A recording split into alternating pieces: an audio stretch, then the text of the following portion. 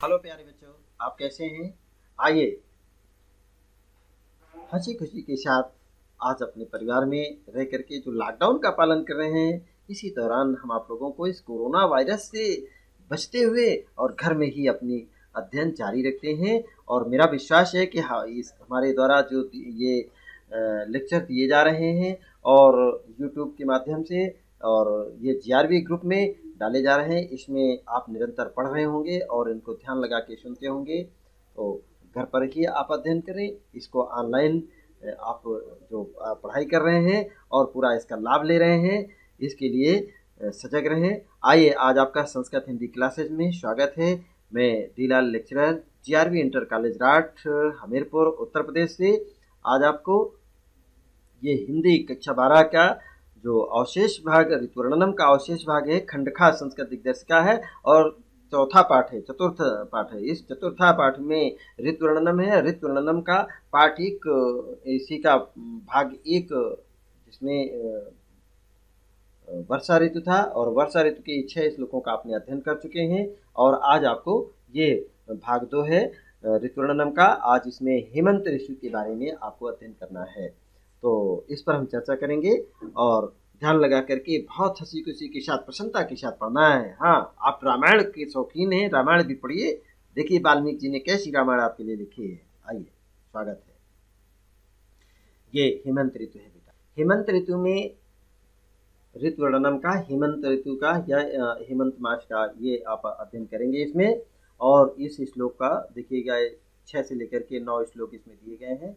इनको आपको पढ़ना है आपके पाठ्यक्रम के अनुसार। और ऐसे ही पेपर में भी ये श्लोक दिया होगा, उसका संदर्भ सहित हिंदी में अनुवाद करना होता है। क्या क्या लिखना पड़ेगा ये आपको हमने लिख दिया है। इसके साथ और भी इसको ध्यान से सुनेंगे तो कुछ आवश्यक चीजें आपको इसमें मिल जाएंगी।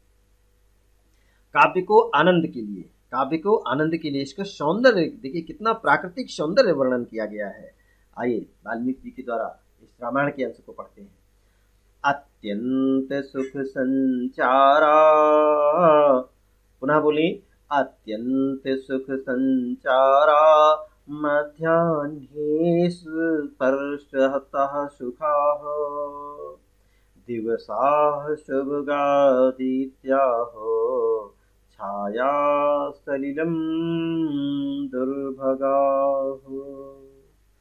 अत्यंत सुख संचारा मध्याह्ने स्पर्शतः सुखाः दिवसाः शुभगादित्याः छाया सलिल दुर्भगाः। प्यारे बच्चों, इसमें वर्णों की गणना पहले करते हैं, क्योंकि छंद छंद आप जान चुकेंगे। इसके पहले भी छंद में हम आपको पुनः आगे भी पढ़ाएंगे। और संक्षेप में आपको बता दूं कि छंद छंद के 2 पार्ट होते हैं। पहला छंद के 2 भाग किए गए हैं, वर्णिक छंद और मात्रिक छंद। फिर वर्णिक छंद के हम 3 भाग पढ़ते हैं, जिसमें समवर्णिक छंद, अर्ध समवर्णिक छंद और विषम वर्णिक छंद। इसी प्रकार से मात्रिक छंद आप पढ़ते हैं तो मात्रिक में सम मात्रिक छंद, अर्ध सम मात्रिक छंद और विषम मात्रिक छंद। इस प्रकार से छंदों के पहले 2 भाग हुए, फिर प्रत्येक भाग के 3-3 भाग हुए। अब देखिएगा, इसके बाद वर्णिक छंदों में जहाँ वर्णों की गणना की जाती है और मात्रिक छंदों में मात्राओं की गणना की जाती है। तो यहाँ पर वर्णिक छंद हैं और वर्णिक छंदों में वर्णों की गणना करते हैं।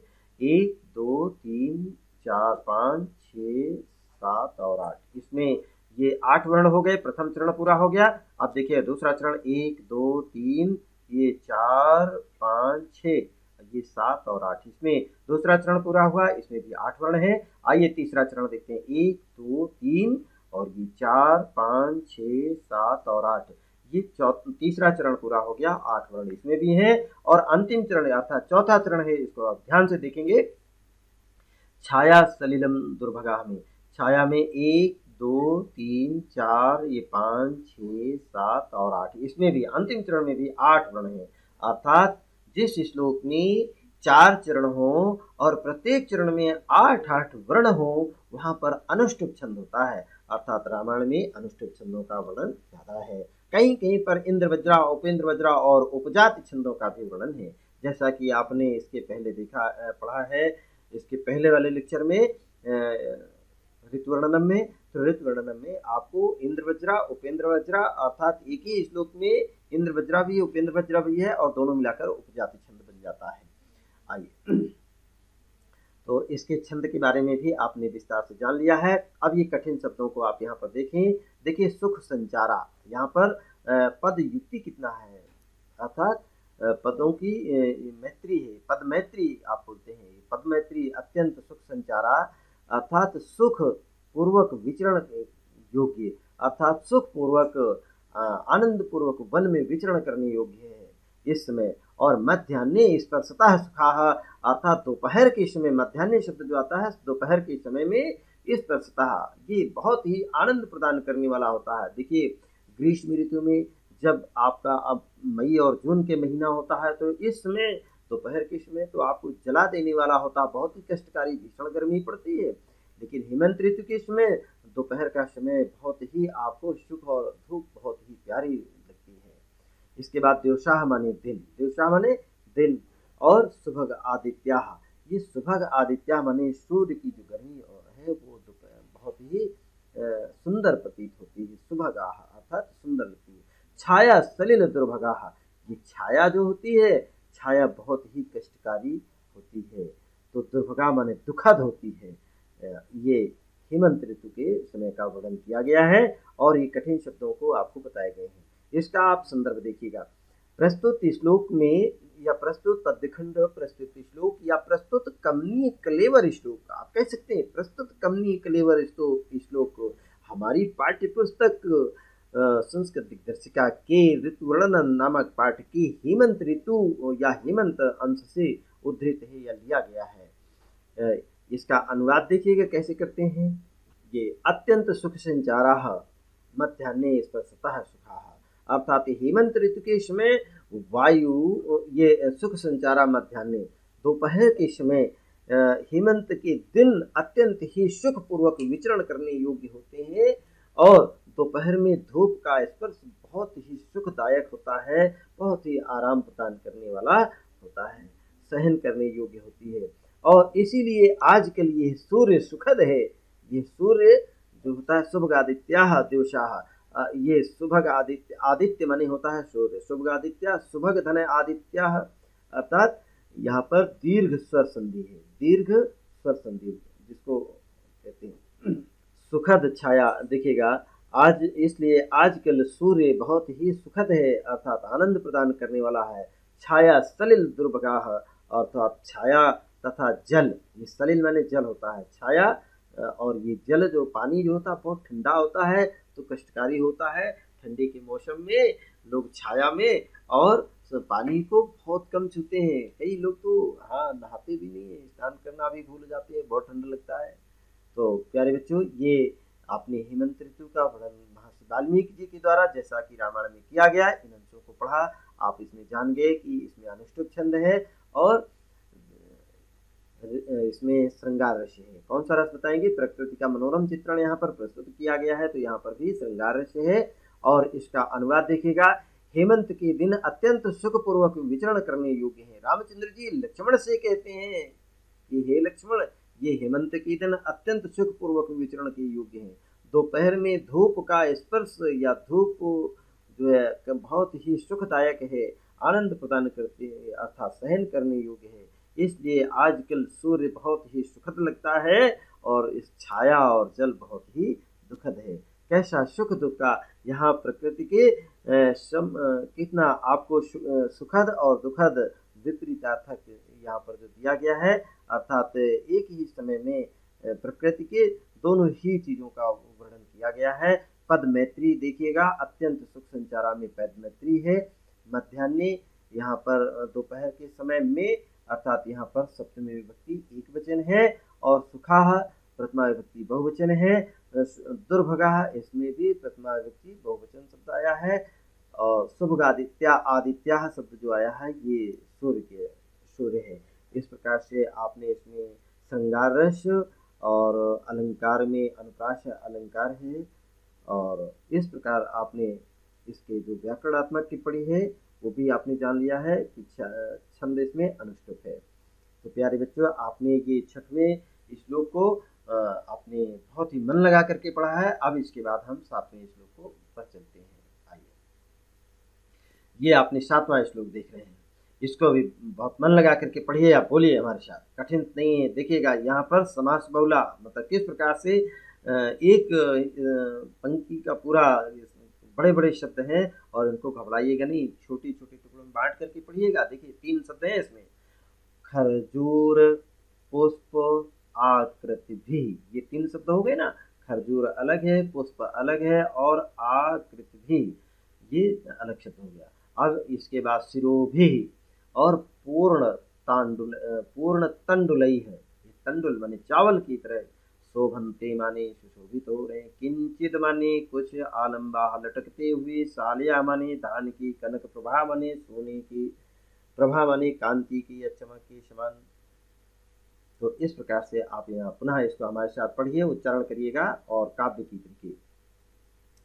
कर्पूर पुष्प खरजूर पुष्प आकृतिभिः शिरोभिः पूर्णताण्डुलैः शोभन्ते किञ्चित् आलम्बाः सालियः कनकप्रभाः। तो आप यहाँ पर पुनः देखेंगे, सुनेंगे इसी को। खरजूर पुष्प आकृति शिरोभि पूर्ण तंडुलैः शोभन्ते किंचित आलम्बाः सालियः कनक प्रभाः। इनके कुछ कठिन शब्द हैं, उनको आप यहाँ पर देखें। खरजूर माने होता है खजूर का पेड़, और पुष्प माने फूलों की आकृति भी अर्थात रूप वाले, और शिरोभि माने होता है उनके शिरों पर, और पूर्ण तांडुलई है, पूर्ण माने भरी हुई या लदे हुए, तंडुल माने चावल की समान, शोभन्ते माने सुशोभित हो रहे हैं, किंचित माने कुछ, आलम्बा माने लटकते हुए, सालिया माने धान की, सालिया माने धान, किंचित माने कुछ, आलम्बा माने लटकते हुए या झुके हुए, और कनक प्रभा माने सुनहले रंग वाले। और सालिया अर्थात धान, धान आपने देखा अनाज है, और धान की ये विशेष एक पौधे में धान के फल जो है पक गए हैं और लटक रहे हैं, सोने के तरीके लेखक ने यहाँ कल्पना की मानो। तो प्रस्तुत पद्य या प्रस्तुत पद्यांश या प्रस्तुत कमनी कलेवर श्लोक हमारी पाठ्य पुस्तक संस्कृत दिग्दर्शिका की ऋतुवर्णनम नामक पाठ की हेमंतांश से लिया गया है। या आप इसको लिख दें कि प्रस्तुत श्लोक या प्रस्तुत पद्य ऋतुवर्णनम नामक पाठ की हेमंत अंश से लिया गया है। और इसका अनुवाद करेंगे, खरजूर के फूलों की समान आकृति वाले, खरजूर के या खजूर के फूलों की समान आकृति वाले, चमकील, यहाँ पर समान शब्द आया ना, खरजूर पुष्प आकृति भी, शिरोभि पूर्ण तांडुलई है, चावलों से भरी हुई डालों वाले, चावलों से भरी हुई डालों वाले, कुछ झुके हुए और सुनहले रंग वाले धान अर्थात साली सुशोभित हो रहे हैं। तो यहाँ पर भी प्रकृति का बहुत ही सुंदर मनोरम चित्र प्रस्तुत करने में सफल रहे महर्षि वाल्मीकि जी ने, इसलिए यहाँ पर श्रृंगार रस है। और इसमें अलंकार में देखिए, फूलों की समान आकृति वाले फूलों, यहाँ पर उपमा अलंकार और अनुप्रास अलंकार से परिपूर्ण है। और इसमें आप देख रहे हैं पुष्प आकृति भी में देखिए, हाँ पुष्प खरजूर ये शब्द आया है, पुष्प आकृति भी में दीर्घ स्वर संधि है, किंचित आलम्बा में तो ये यहाँ पर भी दीर्घ स्वर संधि है। शोभन्ते शब्द जो आया है, जैसे पढ़ते पठिते पठन्ते शोभन्ते, तो यहाँ पर लोट लकार प्रथम पुरुष बहुवचन है, और श्रृंगार रस है, अनुष्टुप छंद है। ये आपने व्याकरणात्मक टिप्पणी भी जान लिए, अनुवाद भी आपका पूरा हुआ और संदर्भ भी। आइए अब इसके बाद अगला श्लोक हम पढ़ते हैं। ये आपने देखिएगा 8वां श्लोक है। 8वां श्लोक को पहले आप ध्यान से पहले हमारे साथ इसको उच्चारण करें और बोलें, एते ही समुपासीना। इस प्रकार से पहले यहाँ से शुरू करते हैं और यहाँ पर थोड़ा सा विराम लेते हैं, अर्ध विराम जिसे कहते हैं। एते हि समुपासीना विहग जलचारिणः नावगाहन्ति सलिलम् अप्रगल्भा इव इवाहवम। देखिए सलिलम यहाँ पर माँ के नीचे हलंत आ जाएगा और अप्रगल्भा, ये अप्रगल्भा शब्द पढ़ेंगे। इव आहवम, इव आहवम। अब देखिएगा समुपासीना अर्थात विधिवत बैठे हुए या पास में बैठे हुए, विधिवत बैठे हुए या पास में बैठे हुए। ना अवगाहंती, देखिए कितना अच्छा शब्द है यहाँ पर, ना माने नहीं है, अवगाहंती माने नहीं प्रवेश कर रहे। कायर पुरुषों की तरह वो जैसे कायर पुरुष होते हैं युद्ध के क्षेत्र में वो प्रवेश नहीं करते हैं, वैसे ही ये ना अवगाहंती नहीं घुस रहे हैं। अप्रगल्भा शब्द होता है कायर शब्द के लिए, अप्रगल्भा शब्द कायर। और नौसिखिया आवहम माने युद्ध में, आवहम माने युद्ध में, विहगा माने पक्षीगण, जलचारणा माने जल में प्रचरण करने वाले, जलचारणा माने जल में प्रवेश, जल में विचरण करने वाले, चलने वाले। तो ये कठिन शब्दों के अर्थ भी यहाँ पर एते माने ये, ही माने निश्चय ही, सम माने पाशिना अर्थात पास में स्थित, वेगा माने पक्षी, जलचारणा माने जल में विचरण करने वाले ये पक्षी, ना अवगाहंति माने नहीं प्रवेश करते हैं, सलिलम माने पानी में। जैसे हेमंत ऋतु के समय, ठंडी के समय ये जल के अंदर प्रवेश नहीं करते हैं। और जैसे यहाँ पर दिया है किस प्रकार से उपमा अलंकार का प्रयोग किया गया यहाँ पर कि जैसे अप्रगल्भ माने एक नौसिखिए या अर्धकुशल या एक तरीके से कायर पुरुष लोग होते हैं, युद्ध के क्षेत्र में आह्वान किए जाने पर वो प्रवेश नहीं करते हैं, वैसे ही ये हेमंत ऋतु के समय जल चारण अर्थात ये जल चारण अर्थात जल में विचरण करने वाले पक्षी भी जल के अंदर प्रवेश नहीं करते हैं। तो यहाँ पर ऐसे ये बैठे हुए जलचर पक्षी गण जल में उसी प्रकार नहीं घुस रहे, नहीं प्रवेश कर रहे हैं जैसे कायर अथवा नौसिखिए युद्ध में प्रवेश नहीं करते हैं। यहाँ पर भी उपमा अलंकार है, श्रृंगार रस्य है। और व्याकरणात्मक टिप्पणी में आपने यहाँ पर देख लिया अनुष्टुप छंद है और समुपाशिना, समुपाशिना जलचारणः ना अवगाहंती इव आवहम, ये यहाँ पर दीर्घ स्वर संधि है, एव धन आवहम अर्थात दीर्घ स्वर संधि का ये उदाहरण है। तो इस प्रकार से आपने 8वां श्लोक और इसके छंद, इसके अलंकार, इसका रस और इसके कठिन शब्द और इसका संदर्भ और इसका अनुवाद भी आपने अध्ययन किया। आइए अब इसका अंतिम जो श्लोक है उसको पढ़ते हैं। ये 9वां श्लोक है, इसको पढ़िएगा ध्यान से, उच्चारण करिए हमारे साथ। देखिए आप इससे घबराइए नहीं, बहुत बड़ा बड़ा नहीं है, इसको आप छोटे छोटे टुकड़ों में बात कर पढ़िए। बोलिए अवश्य अवश्य आयतम, अवश्य आयतम ओनद्धा, अवश्य आयतम ओनद्धा निहारितम सा आवृता प्रसुप्ता इव लक्ष्यन्ते विपुष्पावनराजयः। पहले तो आपने पढ़ा, अब इसको सस्वर वादन करते हैं। कैसे?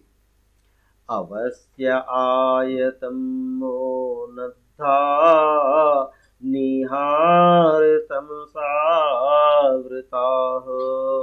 प्रसुप्ता इव लक्ष्यन्ते विपुष्पावनराजयः, विपुष्पावनराजयः। इसका अब आइए इसके छंदों की गणना देखिए कैसे करते हैं। वर्णों की गणना 1 2 3 4 5 6 7 और 8। प्रथम चरण में 8 वर्ण, 1 2 3 4 5 6 7 और 8। दूसरे चरण में भी 8 वर्ण है। तीसरा चरण देखिए 1 2 3 4 5 6 7 और 8, इसमें भी 8 वर्ण है। और अंतिम चरण देखिए 1 2 3 4 5 6 7 और 8, इसमें भी अंतिम चरण में 8 वर्ण है। तो जहाँ काव्य में 4 चरण हो, प्रत्येक चरण में 8 वर्ण हो, वहाँ पर अनुष्टुप छंद होता है, तो इसलिए इसमें अनुष्टुप छंद है। अब इसमें कुछ कठिन शब्द हैं। अवश्य आयत, तो अवश्याय माने होता ओस, अवश्याय माने ओश, तमोह, तमोह और नद्धा शब्द आया है। निहार माने कोहरा, नद्दा शब्द से युक्त है। वनराज्य माने वन प्रदेश।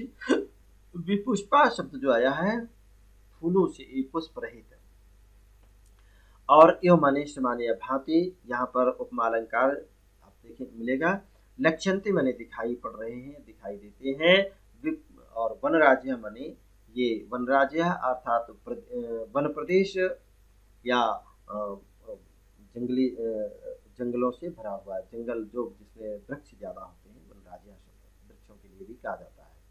प्रस्तुत श्लोक में या प्रस्तुत श्लोक हमारी पाठ्य पुस्तक हिंदी खंड खास संस्कृत दिग्दर्शिका के ऋतुवर्णन नामक पाठ के हेमंत अंश से लिया गया है। यह संदर्भ दूसरी तरह से आप लिख दें, प्रस्तुत पद्यखंड ऋतुवर्णनम पाठ के हेमंत अंश से लिया गया है। और अनुवाद आप देखेंगे, घनी ओश शब्द या ओश, ये हेमंत ऋतु के समय ओश बहुत पड़ती है, कोहरा बहुत पड़ता है, अर्थात घनी ओश तथा अंधकार, अर्थात ओस से अंधकार से युक्त, ओस तथा कोहरे से युक्त और कोहरे की धुंध से ढके हुए ये पुष्पहीन वन प्रदेश, उसमें फूल खिले नहीं होते, पुष्पहीन वन प्रदेश सोते हुए से प्रतीत हो रहे हैं। यहाँ पर जो आपने देखा कोहरे से और ओस से ढके हुए अंधकार से युक्त है, उस समय वृक्षों में फूल नहीं होते हैं, और वो फूल जो अंधकार से ढके हुए हैं और ओस से ढके हुए हैं, वहां पर लेखक की कल्पना करता है कि मानो ये पेड़ सो रहे हैं, अभी निद्रा के वशीभूत हैं, अर्थात सोते हुए से प्रतीत हो रहे हैं। यहाँ पर उपमा अलंकार है और अनुप्रास अलंकार है, और इसी में आप देखिएगा श्रृंगार रस है और अनुष्टुप छंद है। तो तीनों चीजें आपने देखा। और अब आइए कुछ जैसे यहाँ पर अवस्याय ऊष, तमः अनुद्धा, अर्थात तम माने होता अंधकार से, उद्धा अर्थात युक्त, नद्धा शब्द है, नद्धा माने युक्त। तो ये ओस से, ओस के अंधकार से युक्त, तम शब्द होता है अंधकार, और नद्धा अर्थात से युक्त। अवस्याय अर्थात ये अवस्याय शब्द जो आया है ये ओस के लिए प्रयुक्त किया गया है।